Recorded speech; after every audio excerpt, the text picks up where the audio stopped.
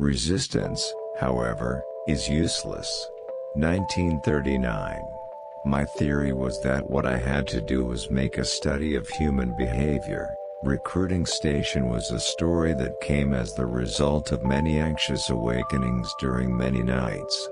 I don't recall having any self-awareness about the intricacy of my stories. It's difficult for me to feel that a solid page without the breakups of paragraphs can be interesting. I break mine up perhaps sooner than I should in terms of the usage of the English language.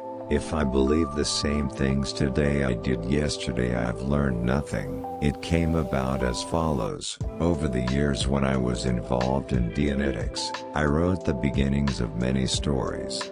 I would get an idea, and then write the beginning, and then never touch it again. Chum was a British boys' weekly which, at the end of the year, was bound into a single huge book. And the following Christmas parents bought it as Christmas presents for male children. The encouragement I got from Campbell was a quick check and praise. Once the Space Beagle was launched on its mission, it seemed natural for it to breed additional thoughts. The right to buy weapons is the right to be free.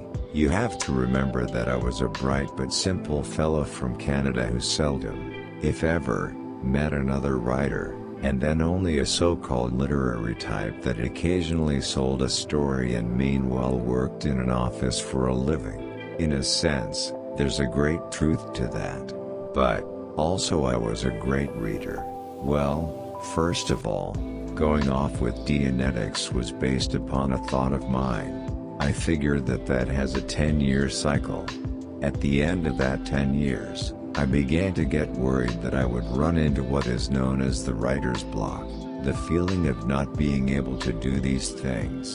But, somewhere in there, I did have the thought that this really fits in with my thinking about what I wanted to do, with what has to be done by a writer in order to stay alive as a writer. I first read science fiction in the old British Chum Annual when I was about 12 years old. In those days I was new to covers, merely felt pleased that a story of mine had been honored. I later met Rogers, who did some of my early covers, and I was impressed with him. Science fiction is a field of writing where, month after month, every printed word implies to hundreds of thousands of people, there is change. Look, today's fantastic story is tomorrow's fact. I had casually rented an apartment that cost $75 a month because I expected my writing to pay my way. When a people lose the courage to resist encroachment on their rights, then they can't be saved by an outside force. Our belief is that people always have the kind of government they want. People always have the kind of government they want. When they want change, they must change it. He had the hard eyes of the disciplinarian and the smile of the man who must be tactful and pleasant to many people.